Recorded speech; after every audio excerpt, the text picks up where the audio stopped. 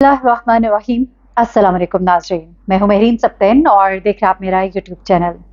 नाज़रीन, लाहौर में DHA में गोल्ड क्रस्ट मॉल है, वहाँ की 13वें फ्लोर से एक खातून ने छलांग लगाई। वो छलांग लगाई गई थी या उसे धक्का मारा गया था। उस खातून के साथ उस फ्लैट में गुज़िश्ता 2 दिन से क्या हो रहा था, इस बारे में नई डेवलपमेंट है जो मैंने आपके साथ शेयर करनी है। और जैसे कि मैं हमेशा कहती हूँ कि एक स्टोरी ऐसी होती है जो डेवलपिंग स्टोरी होती है, जिसके अंदर फैक्ट्स एंड फिगर्स जो है वो नए आ रहे होते हैं। उनमें कई बातें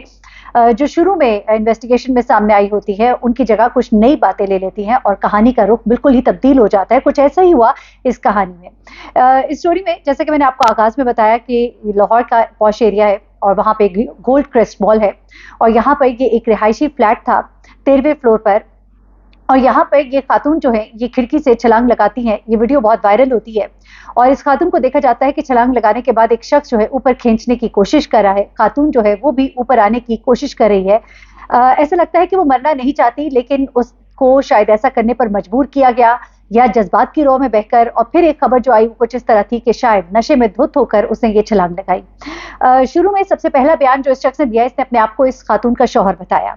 लेकिन उसके बाद इस खातून के बेटे ने FIR दर्ज कराई और उसमें उसने एक और कहानी जो है वो बयान की। उसमें उसने ये कहा कि मेरी वालदा है, 3 बच्चे हैं इनके, ये अपने शौहर से तलाक ले चुकी हैं। ये जो दूसरा आदमी है इसके अपने भी बच्चे हैं और इस बेटे के मुताबिक मेरी खातून को हब्से बेजा में रखा गया था और मेरी जो वालदा है उनको इस शख्स ने कत्ल किया है।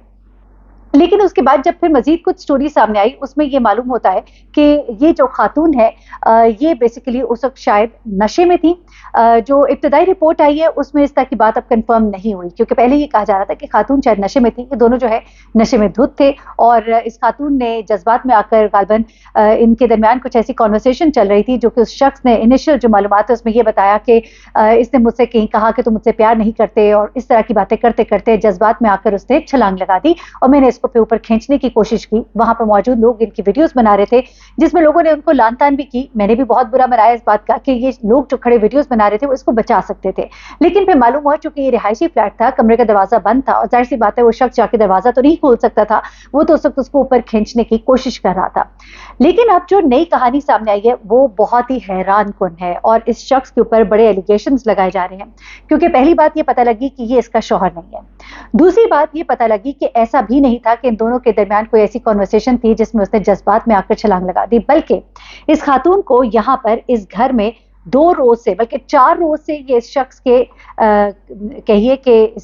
इसने अगवा किया हुआ था और ये खातून जो है 4 रोज से हब्से बेजा में थी। 2 दिन इस शख्स ने, हम्माद ने, मकतूला हलीमा को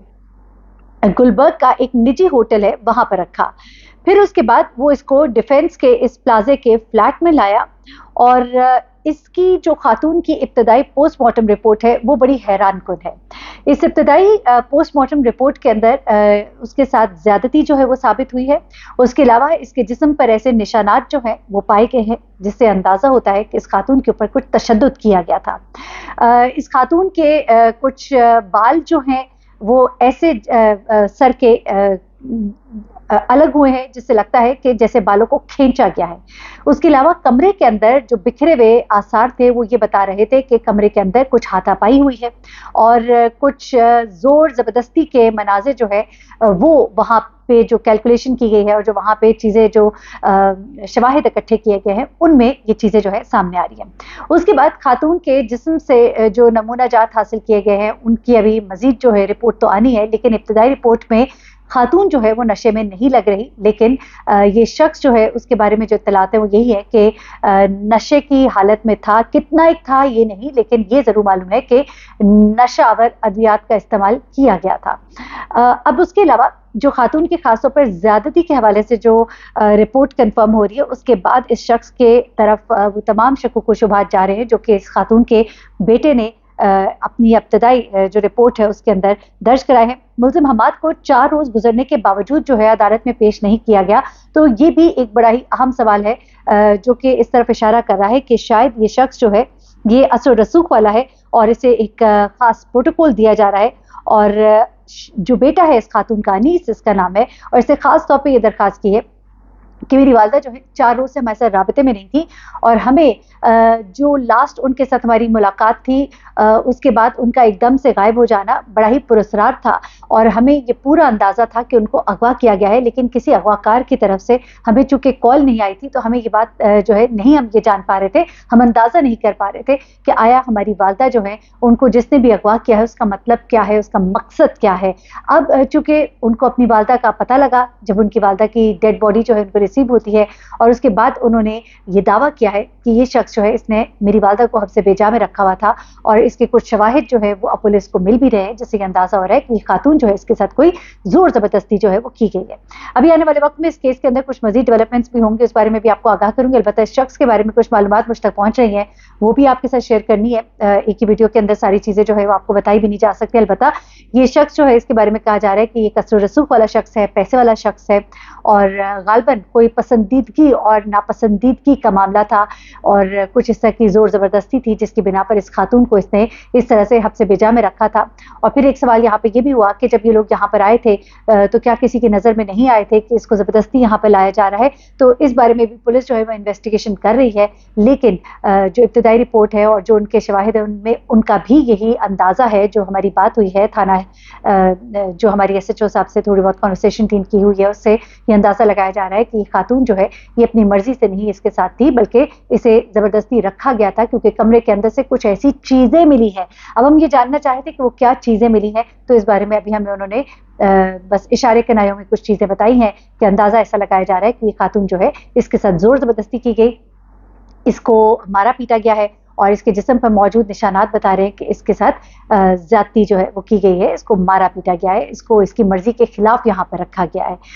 اس کے بعد مزید جو چیزیں سامنے آئیں گی، ظاہر سی بات ہے جو مدعی پارٹی ہوتی ہے وہ اپنی طرف سے ہر طرح کا کلیم کرتی ہے، اور چونکہ ایک ڈیولپنگ سٹوری ہے اس کے اندر کوئی بھی آنے والے وقت میں چینجز مزید ہو سکتی ہیں، لیکن سوچنے کا معاملہ یہ ہے کہ 2 دن گلبرگ کے ہوٹل میں رکھنا اور 2 دن یہاں پر رکھنا، تو کیا کسی نے یہ بات محسوس نہیں کی تھی کہ یہ خاتون جو ہے اس کے ساتھ کوئی زور زبردستی کی جا رہی ہے، اسے زبردستی یہاں پر لایا گیا، اس نے کوئی مزاحمت کرنے کی کوشش نہیں کی؟ کیا وہ سی سی ٹی وی کیمراز جو ہیں پولیس حاصل کرے گی جن میں دیکھا جائے گا کہ آنے کا انداز اور جانے کا انداز کیا تھا؟ اس سے باتیں بہت کلیئر ہو جائیں گی کہ کیا خاتون جو ہے اپنی مرضی کے ساتھ یہاں پر داخل ہو رہی تھی، یا پھر اس کے ساتھ کوئی ایسا معاملہ لگ رہا تھا کہ اسے کوئی زد و کوب کیا گیا ہے، یا اس کے ساتھ کوئی زور زبردستی کی گئی۔ ایک اور بڑی خوفناک واقعہ جو ہے وہ پیش آیا ہے لاہور میں ہی عسکری 11 میں، اس کی کچھ اپڈیٹس جو ہے بھی میرے پاس آ رہی ہیں، اس کی جیسی مزید اپڈیٹس، کیونکہ خبر تو چھوٹی سی ہوتی ہے کہ ایک لڑکی جو ہے وہ جاں بحق ہو گئی، اور عسکری جیسا علاقہ جہاں پر بہت زیادہ پروٹوکولز کو فالو کیا جاتا ہے، لوگوں کو رہائشی فلیٹس اس طرح سے نہیں دیے جاتے، بڑی جانچ پڑتال کی جاتی ہے، پوری فیملی کے قوائف جو ہے وہ اکٹھے کیے جاتے ہیں، ان کی پولیس رپورٹس اکٹھی کی جاتی ہیں، تو ایسے میں ایک لڑکی کی وہاں پر ڈیتھ ہونا ایک بڑا ہی مسٹیریس معاملہ ہے۔ وہ معاملہ کیا ہے، اس کی ڈیٹیلز جیسے کمپلیٹ میرے تک پہنچیں گی تو میں اس کی خبر بھی آپ کے ساتھ شیئر کروں گی۔ افسوسناک بات ہے کہ ہر آئے روز ہم اس طرح کے واقعات دیکھ رہے ہیں، لیکن ان کے تدارک کے لیے کچھ نہیں کر پا رہے۔ اپنا بہت خیال رکھیے گا، دعاؤں میں یاد رکھیے گا۔ اللہ حافظ۔